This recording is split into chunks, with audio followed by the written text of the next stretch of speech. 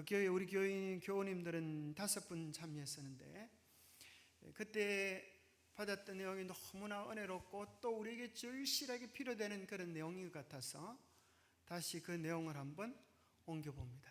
물론 사람마다 다 표현하는 것들이 다르기 때문에 아무리 그대로 한다고 해도 그대로 할 수 없지만은 어떤 차원에서 정말 우리 교회가 깊이 생각해보고 고민해야 될 그런 주제가 아닌가 그렇게 생각이 되었습니다.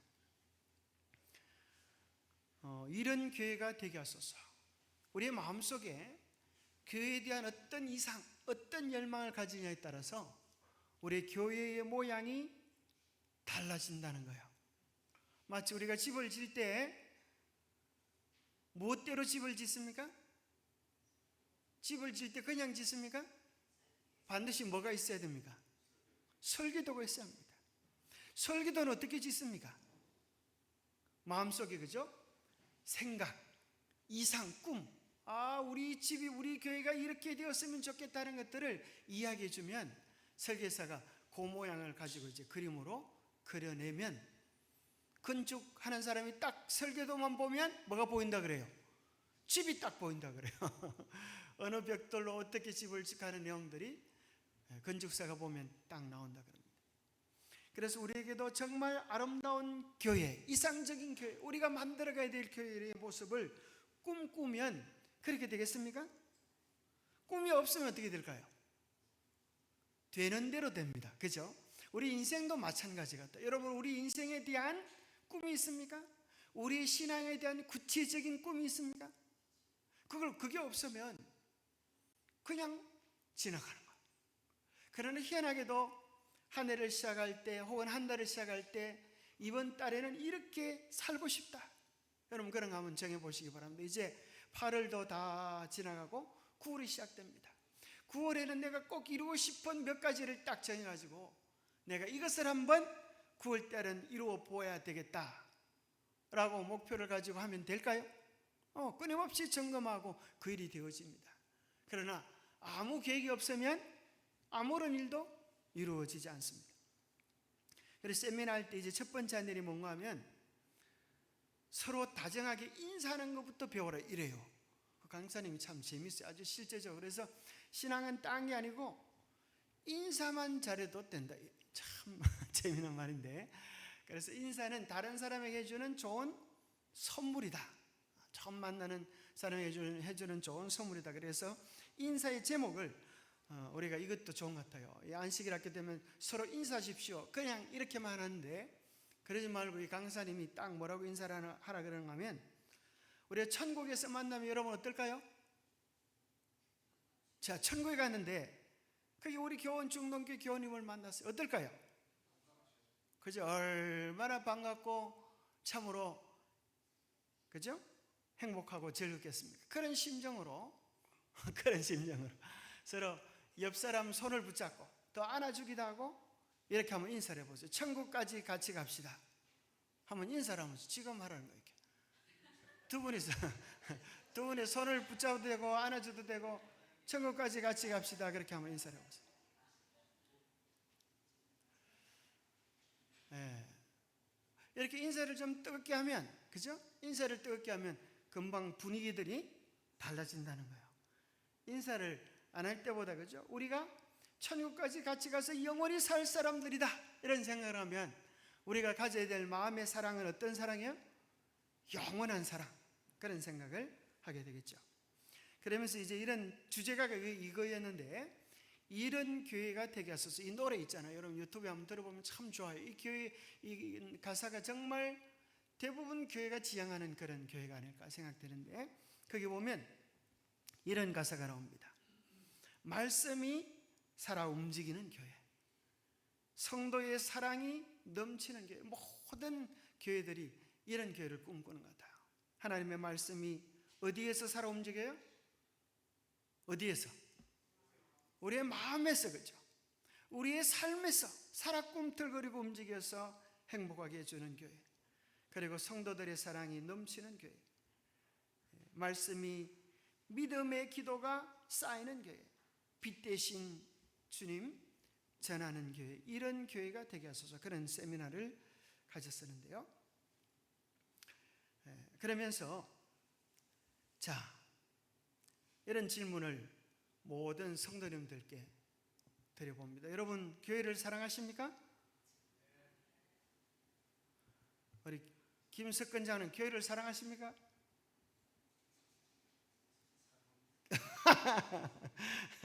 얼마나 사랑하십니까? 그죠? 우리 교인들은 다 교회를 사랑할 수밖에 없어요. 여러분 정말 사랑하십니까? 우리가 예수님을 사랑하는 것만큼 교회를 사랑해야 되어요.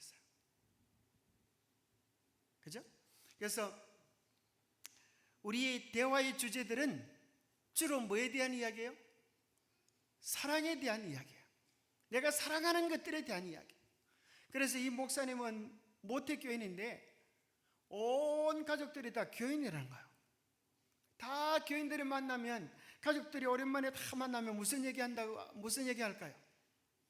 사랑하는 교회 얘기한다는 거예요.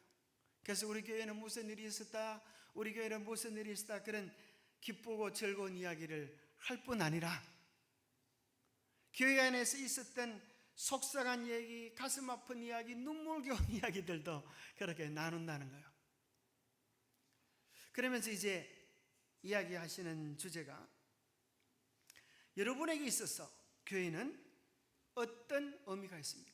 나에게 교회는 도대체 어떤 의미입니까? 이런 걸 하면서 이제 각자에게 질문을 한번 던져보더라고요. 각자에게 질문. 이게 사실이지, 이게 질문을 던질 것이 아니고 우리가 소그룹으로 둘러앉으면 서로 소그룹으로 나눌 만한 그런 내용이 되는 것 같아요. 구역반별로 해도 되고, 교회는 나에게 어떤 의미가 있는가? 자, 한번 여러분 얘기해 보세요. 뭐 몇 안 되니까 우리가 소그룹 같은 느낌으로 자연스럽게. 자, 교회는 여러분에게 어떤 의미가 있습니까? 말 안 하면 불러가지고 시킵니다. 지사님, 뭐 입이 꼬물꼬물한데 임지사님 해보세요. 내 마음이 편한 곳이 교회다. 또요. 자, 우리 부목사님, 사모님, 교회는 우리 사모님께 어떤 의미가 있습니까?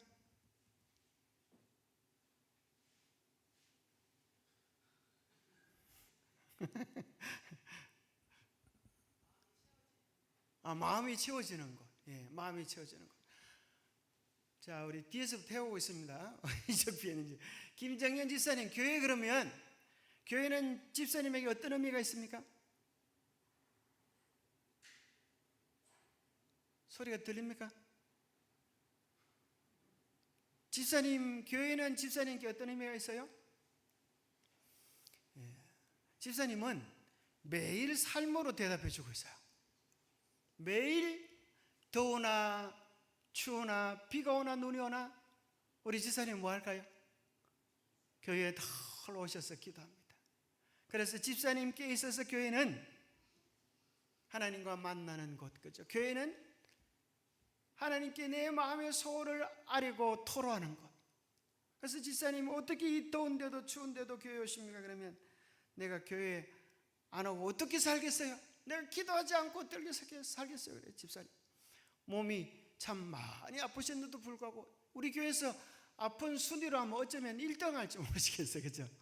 그런데 그런 가운데도 교회를 하루도 그러지 않고 개인적으로 기도하는 시간을 가지시는 걸 보면, 그죠? 우리 집사님께 있어서 교회는 정말 생명 같은 곳, 그런 곳이라고 생각합니다. 우리 가까운 우리 성장로님, 뭐 교회는 어떤 의미가 있는 곳이라고 생각하십니까?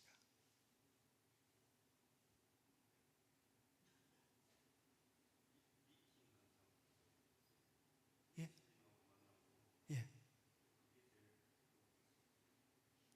만나는 장소요? 만나는, 하나님과 만나고 성도들과 만나고, 그렇죠? 그래서 어떤 의미에서, 여기 보니까 유명한 한 신학자는 이렇게 책의 제목을 이렇게 썼어요. 교회는 이 세상에서 내가 가장 사랑하는 곳인데, 또 제목이 뭐예요? 교회, 나의 고민, 나의 사랑. 내가 정말 최고로 사랑하는 곳인데 이 교회의 모습을 아름답게 자기가 바라는, 하나님께서 바라는 모습으로 바꾸려고 하니까 뭐가 많다는 거예요? 고민이 많다는 거예요. 생각을 많이 하게 된다는 거죠. 그래서 이 필립 얀 씨도 그렇고 또 그 강사님도 하는 얘기가 정말 아름다운 교회가 되기 위해 이건 뭐 한 번 이야기하고 대화에서 끝나는 것이 아니라 이 강사님 얘기는 자기가 아름다운 교회를 만들기 위하여 몸부림을 쳤다는 거예요. 어떻게 하면 정말 하나님께서 이 재림교회를 이 땅에 세우셨는데 이 교회가 하나님께서 원하시는 교회가 되게 하기 위하여 어떻게 할까, 그것을 아주 엄청나게 고민을 하셨어요. 자, 그러면서 이제 몇 가지 교회에 대한 이야기를 하는데요. 사람들이 바라는 교회는 어떤 교회일까? 자, 여러분 한번 얘기해 보세요. 우리 사람들이 바라는 교회, 우리가 바라는 교회는 어떤 교회일까요? 우리 교회가 어떻게 됐으면 좋겠어요? 뭐 한번 자유롭게 한번 얘기해 보실 때입니다. 예, 예. 우리 장로님은 그런 말씀하셨어요. 우리 장로님은 우리 집회 때 왜 이리 성도들이 적으냐 보시면서 아주 울분을 토하셨어요. 정말 이 집회 때마다 교인들이 꽉 차는 그런 교회가 되면 좋겠다, 그런 얘기를 하시는데 제가 잊을 수가 없습니다.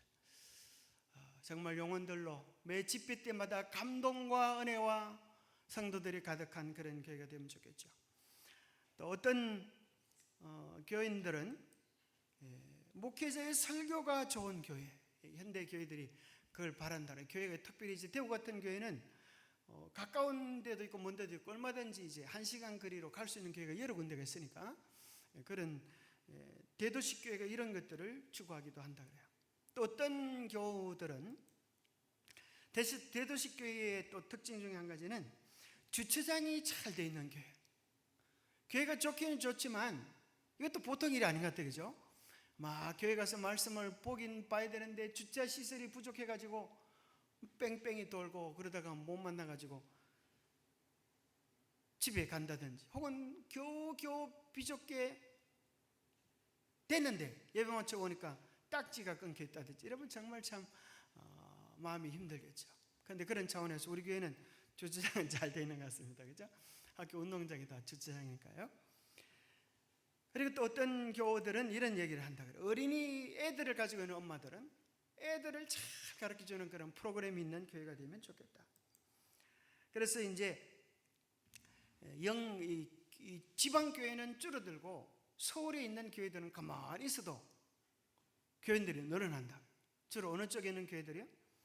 대학교 주변에 있는 교회들, 학교 주변에 있는 교회들은 아이들 공부시키러 온다고 그렇게 전국적으로 다 몰려와요. 그렇기 때문에 자녀들을 교육하기에 도움이 되는 그런 교회가 좋겠다. 또 어떤 교우들은 부담 없이 다닐 수 있는 교회, 또 어떤 분들은 이야기하기를 예배가 빨리 끝나는 교회, 목사님 설교 좀 한 조금만 하고 한 10분만 하고 그냥 오늘도 예배 드렸습니다 땡 도장만 찍고 이제 신나게 놀러 다니는 그런 교회를 또 선호하는 사람들도 있다는 거예요. 그리고 사랑과 기쁨이 넘치는 교회, 또 어떤 교회는 성도들을 행복하게 해주면서 자기한테 아무것도 안 시켰으면 좋은 그런 교회를 바라는 사람들 있더라. 나는 그저 교회만 왔다가 빠지진 않고 갈 테니까 제발 좀 나를 귀찮게 하지 마시고, 나는 좀 시키지 마시고, 기도도 시키지 말고 순서지도 시키지 말고 전도지붕 그런 거 아주 시키지 마십시오. 이렇게 교회만 나올 테니까 그냥 숨만 쉴 테니까 자꾸 일 좀 시키지 마십시오. 그런 교회도 있다는 거예요. 그리고 또 교인들이 이제 새로 이사 와서 교회를 둘러보면서 건축할 필요가 없는 교회, 그죠? 부담이 없겠죠. 이미 다 잘 지어진 그런 교회, 이런 교회들을 찾기도 한다 그럽니다. 그러면서 이 강사님이 이야기하기를, 그러면 자기가 평생 꿈꿔왔던 교회는 어떤 교회인가 참 열정적으로 하셨는데, 아마 여기에 대해서 저도 동의하고 여러분들 동의할지 모르겠어요. 내가 꿈꾸는 교회는 부흥하는 교회다. 이 속에 다 들리는 것 같잖아요. 우리 교회가 정말 부흥되면, 성령의 충만한 역사로 부흥되면 이 모든 것들이 함께 채워지지 않을까요? 자, 우리 교회는, 우리 재림교회는 부흥하는 교회 같아요? 부흥 노래만 부르는 교회 같아요? 부흥하는 교회 같아요? 부흥이처럼 부흥 이렇게 노래만 하는 교회 같아요? 자, 여기 보면 우리 지난번에 봤던 것처럼 우리 대총에 갔다 오신 분이 이렇게 숫자를 정해 주셨는데요. 212, 이것은 무슨 숫자일까요? 그죠? 대총회에 참여한 숫자이고 우리 복음이 전해진 나라의 숫자라 그래요. 212개국, 참 대단한 교회입니다. 그리고 2800, 이게 대총회 참여 숫자였고요. 2400만, 자 2400만 이게 뭘까요? 전 세계 우리 재림교인 수라 그럽니다. 아주 어깨가 뿌듯합니까? 그죠? 2400만, 대단하죠. 182만 전 세계 재림교회 수, 341 재림교인 1인당 인구수, 세계 평균으로요. 이런 숫자들 우리에게 정말 의미가 있는 11.5초마다 한 명이 침례를 받는 교회, 교인 12명이 한 명 침례를 주는 교회, 1년간 2024년 작년에 개척된 교회 수가 6,478, 2.8시간마다 한 교회가 개척되어지는데요. 자, 여러분에게 한번 퀴즈를 한번 내보겠습니다. 자, 우리 한국에 있는 재림교인 숫자는 얼마일까요? 23만, 그죠? 우리 장로님 정확히 아시는 것 같은데, 그러면 23만, 24만 그렇게 평균적으로 얘기하는데, 실제로 안식일 날 교회 출석하는 평균 출석생은 얼마일까요? 그죠? 작은 어떻게 통계에 그렇게 밝으세요? 참 안타깝지 않아요? 24만을 헤아리는데 실제로 나오는 사람은 4만 6,627명. 그죠? 여기 보니까 재직 교인 수는 26만 1,500여 명이 되는데 출석하는 숫자는 4만 6,627명. 참 사실 얼마나 안타까운 숫자입니까? 그죠? 큰 소리는 치는데 실제 알고 보니까 4만 6천 명밖에 되지 않고, 여기 보니까 이 숫자를 보면 화요일 저녁에 오시는 분은 16,000명, 금요일 저녁에는 19,000명, 그래서 안식일 날에는 47,000명, 그렇게 숫자들을 보여줍니다. 그러니까 이게 우리 교회, 비단 우리 교회뿐 아니라 우리 전국적으로 그런 추세라는 거예요. 그리고 여기 보니까 침례자 수가 계속 떨어지고 있는 2023년에 보면 2,579, 2023년 4년에 보면 1,000단위로 그렇게 되어졌죠. 그리고 2024년에 보면 수침 교회자 숫자가 393, 침례자가 아예 하나도 없는 교회가 411 교회가 되어지는 것들을 보면서 정말 교회의 형편들이 우리가 기대하는 것 이상으로 뭐가 없어요? 숫자는 있지만 생명력이 없는 그런 우리 교회의 실상을 보게 해줍니다. 100명 이하의 교회가 83%, 50명 이하의 교회가 54%를 차지하고 있습니다. 게다가 또 연령들을 비교해 보면 젊은 사람들은 점점 줄어들고 점점 고령화 되어지고 있는 심각한 상황이 있습니다. 한국교회 트렌드 2024에 보면 물론 우리 교회는 아니지만 우리 교회도 이와 같은 상황에서 벗어나기 어려운 처지에 있다는 거예요. 100명 이하의 교회 중 교회 존립을 걱정하고 있는 교회가 70% 안팎에 달하고 실제 5년 이내에 문을 닫아야 할 것 같은 교회는 무려 20% 정도가 되는 것으로 보고되었다는 것이죠. 정말 한번 생각해 보면 하나님 앞에 11금과 헌금을 충실하고 안식일을 빠지지 않고 그렇게 헌신하는 이 기성세대가 5년 후에 없어질 때 연로하셔서 이제 제대로 교회도 못 나오시고 이럴 때 이 다음 세대들이 정말 이 교회를 이어갈 수 있을까 하는 것은 아주 심각한 문제라는 거예요.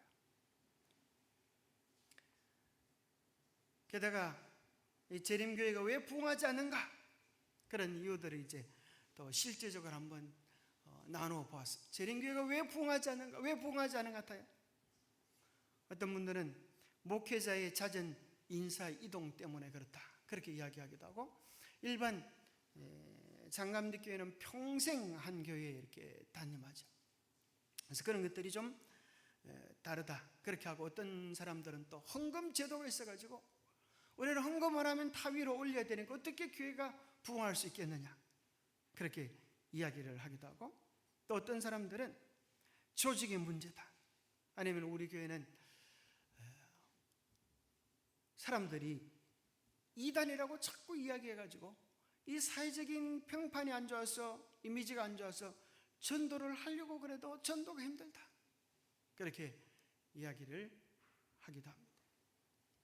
그런데 참 희한한 것은 안식일 때문에 우리가 전도 못한다, 이미지 때문에 전도 못한다, 그런 핑계거리가 말이 안 된다고 하는 이유가 있는데 뭐 때문에 그럴까요? 그죠? 누구를 보면 우리가 안식일 때문에 전도 못한다, 그렇게 말할 수 없어요? 누구 보면요? 하나님의 교회, 그죠? 하나님의 교회는 사람을 갖다 하나님으로 씌우면서 말도 안 되는 소리, 이단 중에 이단인데 놀랍게도 전도가 얼마나 잘 되는지 몰라요. 우리는 안식일 때문에 안 된다 그랬는데 그들은 안식일을 가지고 전도를 하는 거 보면 그게 우리의 핑계거리가 될 수 없는 걸 보게 됩니다. 그들이 얼마나 열심히 전도하는지. 그래서 보면 교회가 이미지도 중요하지만 얼마나 실질적으로 봉사하고 활동하는가에 따라서 교회의 성장에 실제적인 문제가 있다는 거예요. 그러면서 이제 진단을 하시는데 이렇게 진단을 했습니다. 어떻게 교회의 형편을 진단하는가에 따라서 해결책이 결정이 된다는 거예요.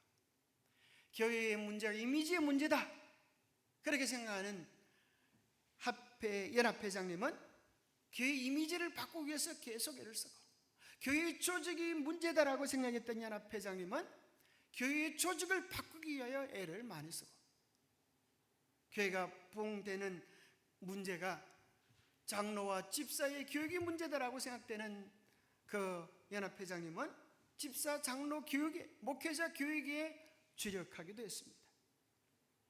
그러나 오늘 우리의 형편은 여전히 변함이 없습니다. 재림교회가 왜 부흥되지 않은가? 우리 교회가 왜 부흥되지 않은가? 이 목사님이 멋진 정의를 내렸습니다. 우리가 할 수 없는 것에 집중하지 말고 할 수 있는 것에 집중해보자. 강점을 강화시켜보자. 우리 교회가 할 수 있는 최고의 장점들이 무엇일까? 그게 초점을 맞추라는 것입니다. 그러면서 더 나아가서 목사님께서 이런 얘기를 하셨는데요, 우리가 바라는 교회가 아니고 하나님께서 바라시는 교회는 어떤 교회일까? 여러분, 하나님께서 바라시는 교회는 어떤 교회 같아요? 우리가 바라는 교회는 이제 우리가 얘기했는데, 하나님께서 바라시는 교회는 사도행전의 교회라는 것입니다. 사도행전의 교회. 사도행전 2장 41절부터 나오는 내용인데요, 제가 파란 글을 제가 읽고 여러분들께서 까만 글자를 한번 읽어보시면서 그 뜻을 한번 생각해 보면 좋겠습니다. 사도행전 2장 41절, 그 말을 받는 사람들은 침례를 받음에 이 날의 제자의 수가 3,000이나 다하더라.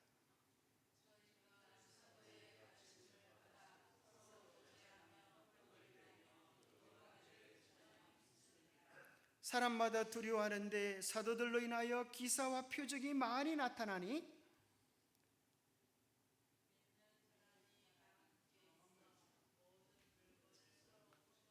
글자가 좀 작아서 잘 안 보이는 모양이에요. 또 재산과 소유를 팔아 각 사람의 필요를 따라 나눠주고 날마다 마음을 같이하여 성전에 모이기를 힘쓰고 집에서 떡을 떼며 기쁨과 순전한 마음으로 말씀을 먹고 하나님을 찬미하며 또 온 백성의 칭송을 받으니 주께서 구원받는 사람을 어떻게 해요? 날마다 더하게 하신다. 이것이 초대교회의 모습이었다는 거예요. 초대교회가 어떻게 했기 때문에요? 읽어봤는데 잘 모르겠죠.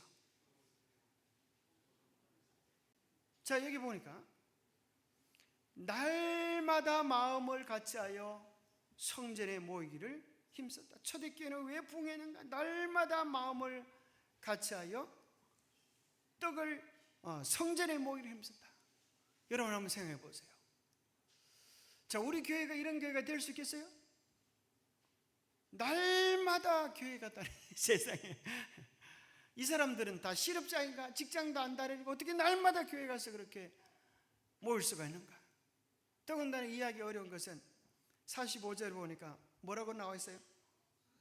재산과 소유를 팔아 각 사람의 필요를 따라 나눠주고. 여러분 그렇게 할 수 있겠습니까?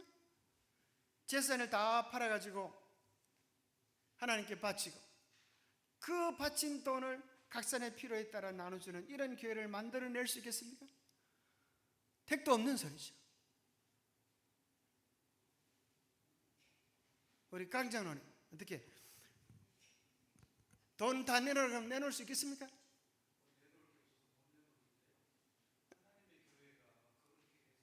예.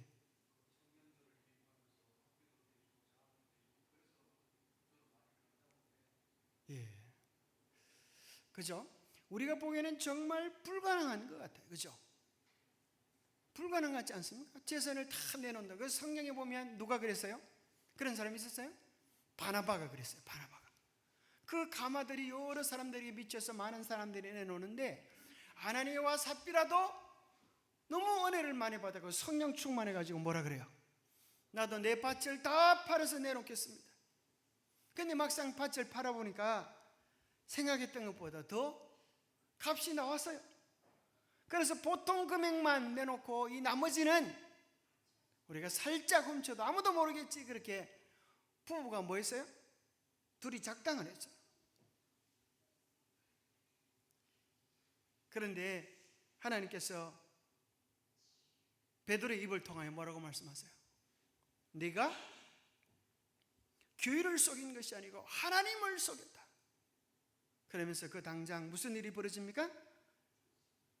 그 앞에서 죽는 일이 벌어져요. 어떤 분은 그 성경절을 읽고 이렇게 감사를 했다는 거예요.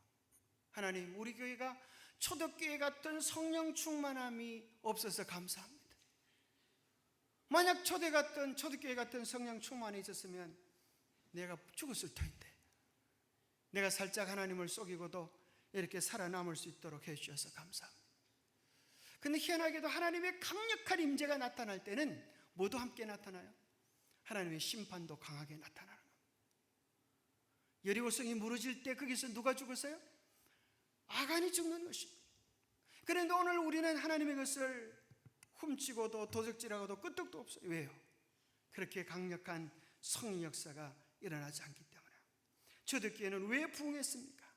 그들은 하나같이 이야기하기를, 우리 모두는 하나같이 이야기하기를 성령님의 역사하심 때문이다. 그런데 여기서 정말 중요한 것은 이것입니다. 성령의 역사하심과 이 사건들은 서로 병행된다는 거예요. 이들이 이렇게 했기 때문에 성령이 역사했을까요? 성령이 역사하니까 이런 기적이 일어났을까요? 성령이 역사했을 때, 그죠? 이런 일이 벌어졌어요. 그런데 이것이 서로 병행된다는 거예요. 성령이 역사함에도 불구하고 우리가 헌신하지 않고 내 것을 붙잡고 있으면 뭐 하는 거예요? 성령의 역사심이 떠나간다는 거예요. 그런데 여기 이렇게 말씀하는 겁니다. 그러면서 이 강사님이 참 재미있는 이야기를 해주세요. 여러분의 재산과 소유를 다 아낌없이 줄 수 있는 사람이 딱 한 사람이 있다. 그 사람이 누굴까요? 그 사람이 누구예요? 아낌없이 줄 수 있는 사람. 여자분들은 자기 남편에게 자기 재산과 소유를 다 줄 수 있을까요? 그게 별로 없다는 거예요. 다 꼼을 치는 돈을 남편한테 안 주겠다는 거예요. 또 남편도 꼼을 치는 돈이 있는데 아내에게 다 줄 수 없다. 그런데 요즘은 맞벌이 하는 부부들은 그죠? 아예 지갑이 따로 돼 있는 부부들도 있다는 거예요. 그런데 그런 부부일지라도 누가 달라고 하면, 자식이 달라고 하면, 빚을 내서라도 뭐예요? 필요를 따라 채워준다는 거예요. 여러분 그렇습니까? 자식은 칼 안 든 도둑놈이라 그러잖아요. 딸내미는 무슨 도둑놈? 예쁜 도둑놈이라 그러나요? 뭐 이렇게 와갖고 엄마 이거 예쁘네. 그러면 다 지가 훔쳐가. 그래도 엄마 눈에는 예쁘게 보이지. 그래서 초대교회는 성령 충만함을 통하여 여러 곳에서 와서 복음을 듣고 이곳에 온 여러 지역의 사람들이 여기 주저앉아가지고 우리도 여기서 복음을 더 듣고 가겠습니다. 이렇게 하니까 이분들이 자야 될 것, 먹을 것이 없는 거예요. 이때 예루살렘에 있는 교회가 이런 헌신을 통하여서 이곳에 있는 사람들이 더 말씀과 은혜로 충만하여서 각 곳이 지도자로 양성이 되도록 그런 헌신들을 했다는 것입니다. 왜 초대교회가 부흥할 수 있었는가? 정답이 무엇인가 하면 그 모든 성도들이 사실을 알고 보니까 이렇게 결론을 그분이 내렸습니다. 가족에게는 뭐 할 수 있었어요? 넉넉히 나누어 줄 수 있었어요. 저도 그래요. 이 딸내미가 뭐 달라고 하면 안 돼! 이런 소리 하기 어려워요. 그죠? 딸내미한테 뭐 줘놓고 매달 며칠 날 얼마 가져갔으니까 뭐 얼마 이자로 갚아라 그렇게 할 수가 없어요. 언제든지 들어오면 지집처럼 뭐 맡겨놓은 것처럼 뭐 달라고 그렇게 얘기하면 우리는 꼼짝없이 줘야 됩니다. 초대교회의 부흥의 역사는 알고 보니까 그들은 하나님의 사랑을 깊이 경험하면서 그들이 한 가족됨을 경험했다는 거예요. 한 가족이라고 하는 사실을 뼈저리게 경험했다는 것입니다. 사도행전 37장에 보면 성령이 그들 가운데 임했을 때 이런 일이 일어났다는 거예요. 제자들은 불화와 최상권을 잡으려는 모든 욕망을 버리고 그들은 그리스도인 교제를 통하여 모두 친밀해졌다. 성의 역사하기 전에는 이들이 끊임없이 가지는 관심은 뭐예요? 불화와 최상권이었어요. 심지어 언제까지요? 예수님께서 마지막 성만찬을 위하여 제자를 모으셨을 그때까지도 그들은 서로 뭐 했어요? 네가 잘났다, 내가 잘났다. 서로 권력 싸움으로 다투고 있었어요. 그래서 그들은 뭘 해야 되는지 뻔히 알면서도 누가 없었어요? 그 자리에? 종이 없었어요. 발을 씻기는 종이 없었어요. 그 거룩한 성만찬 예식이 도무지 진행될 수 없는 그런 상황 속에, 난감한 상황 속에 빠지게 되었어요. 그럴 때에 누가 종이 되었습니까? 가장 높으신 주님께서 허리에 수건을 친히 두르시고 교만과 불화로 냄새나는 우리들의 발을 씻겨주셨어요. 성령 충만함을 경험하고 나서 지하들이 예수님이 부활 성천하시고 나서 이제 정신이 드는 거예요. 그때 예수님이 이런 사랑을 우리에게 베풀어 주셨는데 우리도 이제 그 사랑으로 서로 사랑해야지. 그러면서 그들의 마음속에 이제 불화와 치상권을 다 벗어버리고 모든 욕망을 벗어버리고 그리스도인 교제를 통하여 모두가 한 가족처럼 그렇게 친밀되어지는 역사가 일어나게 되었다는 거예요. 바로 그것이 예수님의 마음을 갖는다는 것입니다. 그리스도인의 훈련을 통하여 제자들은 성령의 필요를 느끼게 되었다. 그들은 더 이상 개인주의적 모임이나 조화되지 않고 다투는 사람들의 모임이 아니었다. 그들의 희망은 더 이상 세속적인 위대함에 고착되지 않았다. 그들은 마음을 같이하고 한 마음과 한 뜻이 되었다. 그들의 생각은 뭐로 가득 찼어요? 그리스도로 가득 찼고 그분의 나라를 확장시키는 것이 그분의 목적이 되었다. 마음과 품성에 있어서 그들은 주님과 같이 되었다. 자, 성령이 충만하지 않을 때는 그들은 다 개인주의였어요. 우리 재림교회 신앙도 자칫 잘못하면 개인주의에 빠지기 쉽다는 거예요.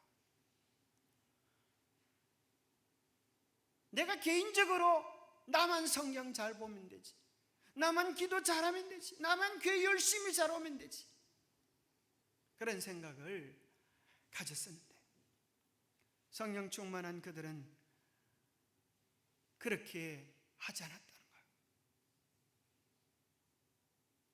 그들은 한 마음과 한 뜻이 되어서 그리스도로 가득 찬 생각을 가졌고, 어떻게 하면 그분의 나라를 확장시킬 수 있을까? 그것이 그들의 삶의 목적이 되었습니다. 그래서 그들은 영혼 구원의 사업에 적합하게 해줄 거룩한 정렬을 달라고 부르짖었다. 그들은 단순히 자신을 위한 축복을 구하지 않았다. 그들은 영혼 구원에 대한 부담에 눌려 있었다. 사실 우리의 기도는 많은 경우에 다 무슨 기도예요? 이런 것 주십시오, 저런 것 주십시오, 나를 축복해 주십시오, 내 필요가 이것입니다. 우리는 그런 기도를 많이 드리지만 성령 충만했던 제자들은 그들의 관심과 초점이 죽어가는 영혼들에 대한 안타까운 심령을 가지고 어떻게 하면 이 사명을 감당할 수 있을까? 영혼 구원에 대한 불타는 심령이 되었다는 거예요. 초대교회는 왜 부흥했을까? 거기에 대한 답은 맡겨진 사명을 감당하기 위하여 그들이 갈망했고 하나님 앞에 간절히 기도했기 때문에 사명을 감당할 수 있는 교회가 될 수 있었습니다.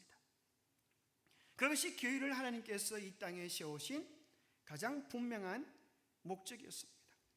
교회는 사람을 구원하기 위하여 하나님께서 세우신 기관이다.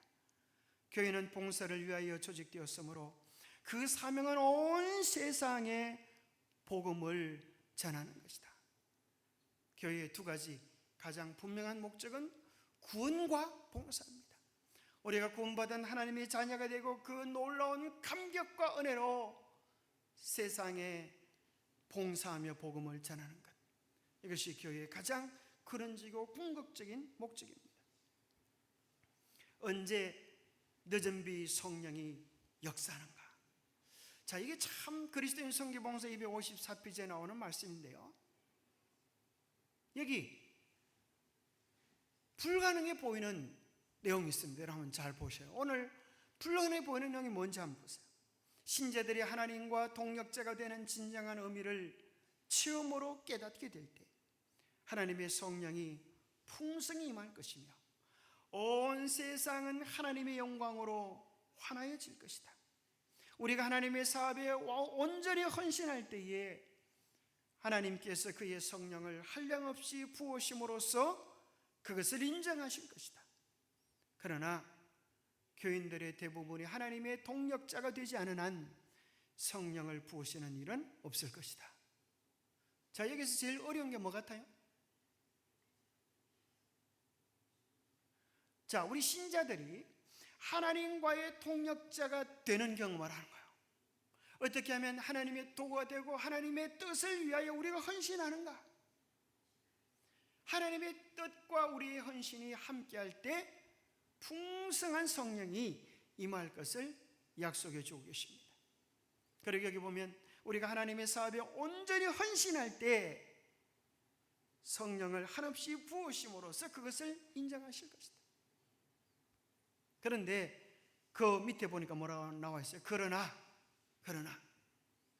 교인들의 몇 분이요?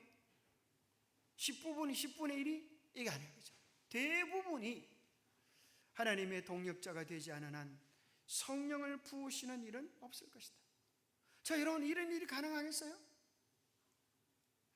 대부분이 하나님의 동역자가 되기 위하여 마음이 준비되는 그런 일이 교회 안에 일어나야 한다는 거예요. 그 일이 어떻게 가능할 것인가? 그것은 하나님께서 교회에 주시는 약속이자 명령인 것입니다. 우리가 그 일을 위하여 어떻게 해야만 하는 것인가? 이것이 우리의 큰 과제입니다. 왜 초기 교회는 부흥했는가? 두 가지라는 것입니다. 그들이 운명 공동체가 되어서 가족이 될 때, 영적인 가족이 될 때. 두 번째는 영적 가족이 되어서 그들에게 맡겨진 사명을 감당할 때. 우리는 운명 공동체이자 사명 공동체의 교회의 본래 의미를 회복할 때 이 일을 이룰 수 있다는 겁니다. 그러면 우리가 어떻게 그 일들을 이룰 수 있을 것인가? 오늘 우리는 가족인가? 우리는 사명을 잘 감당하는가? 부흥이 무엇보다도 더 중요한, 부흥에서 무엇보다도 더 중요한 것은 건강합니다. 무엇이 우리의 문제인가? 가장 중요한 문제는 정체성이라고 하는 것입니다. 내가 누구냐라고 하는 바른 정의를 내릴 때 우리는 그 맞는 삶을 살게 된다는 거예요. 우리가 연극할 때 배역이 정해지잖아요. 너는 왕자다. 그러면 무슨 역할을 하게 돼요? 왕자 역할을 하게 돼요. 너는 거지다. 그러면 거렁뱅이 역할을, 자기 배역을 하게 돼요. 오늘 내가 나를 누구냐라고 정의 내릴 때 그게 맞는 역할을 하게 됩니다. 그게 정체성이에요. 너의 정체는 무엇이냐? 나의 정체는 무엇이냐? 여러분 한번 대답해 보세요. 나는 무엇이다? 여러분 빈 공간에, 자 우리 세 분만, 여기 앞에 있는, 아까 저쪽에서는 이쪽 앞에 있는 여자분들 세 분만 들어가는 공간에 있는 답, 나는 누구이다, 이렇게 정의를 한번 내려보세요. 우리 이명자 지사님 1번, 김원재 자매님 2번, 유금자 지사님 3번, 성조 지사님이 금방 들어오셔가지고 4번까지 하겠습니다. 나는 뭐다? 나름대로 정의를 한번 내려보세요. 나는 뭐든지 돼요. 나는 누구냐라고 정의, 나의 정체가 무엇이냐라고 물을 때 뭐라고 얘기할 수 있을까요? 아멘. 어이구 지사님 아주 제일 씩씩하네요. 아주 고참이 10을 보이는데 젊은 사람. 나는 하나님의 자녀이다. 정말 멋진 정입니다. 하나님의 자녀라고 하는 사실을 알면 자녀의 풍성함을 누리게 되고, 그렇죠? 자녀다운 삶을 살아가게 되겠죠. 이 정체성이 중요하다는 거예요. 자, 이명자 지사님 한 말씀 해보세요. 내가 누군지 몰라요 아직?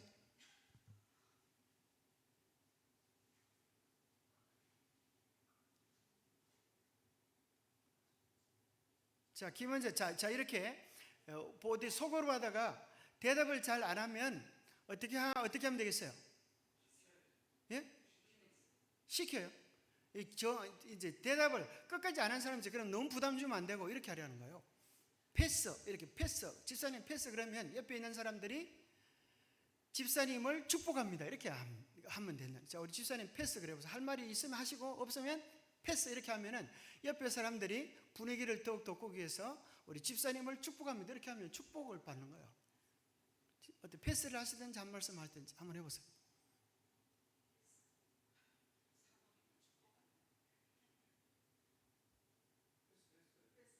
패스했어요. 예, 우리 집사님을 축복합니다. 그럼 다 같이 하죠. 다 같이 집사님을 축복합니다. 예, 그러면서 박수를 쫙 치는 겁니다. 우리 집사님 오늘 한마디도 안 했는데 복을 받는 겁니다. 이렇게 속으로 할 때 이렇게 한다는 거예요. 자, 김원재 자매님 한번 해보세요.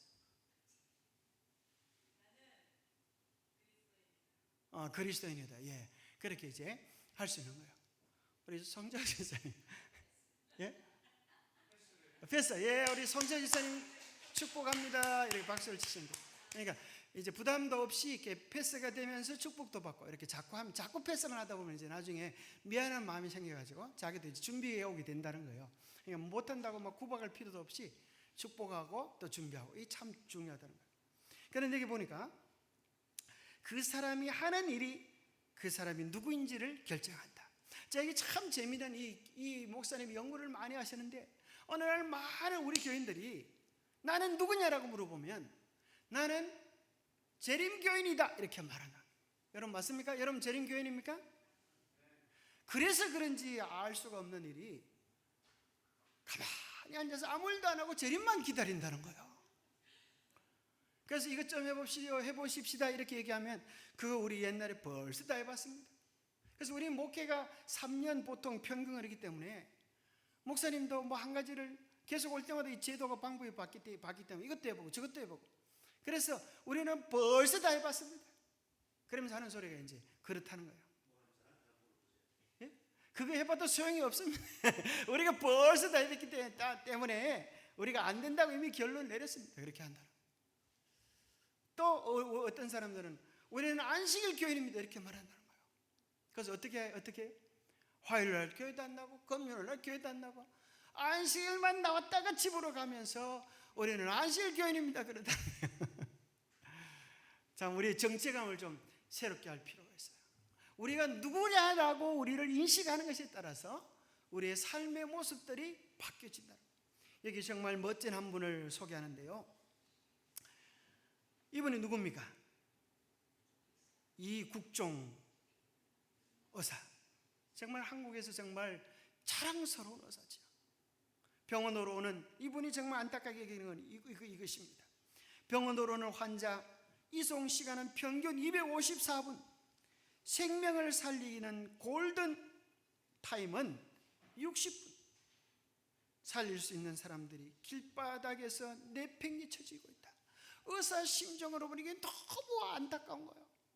60분 내에 빨리 옮겨야 뭐 할 수 있어요? 사람이 살 수 있는데 평균 이송 시간이 245분밖에 되지 않으니까 오다가 다 죽는 거예요. 그래서 이분이 생각해낸 게 뭐예요? 헬리콥터를, 그죠? 막 출동시키고 막 엄청난 일을 시작합니다. 그리고 이분이 이런 말씀을 했습니다. 나는 외상외과 의사였다. 환자들이 자꾸 눈앞에서 죽어나갔다.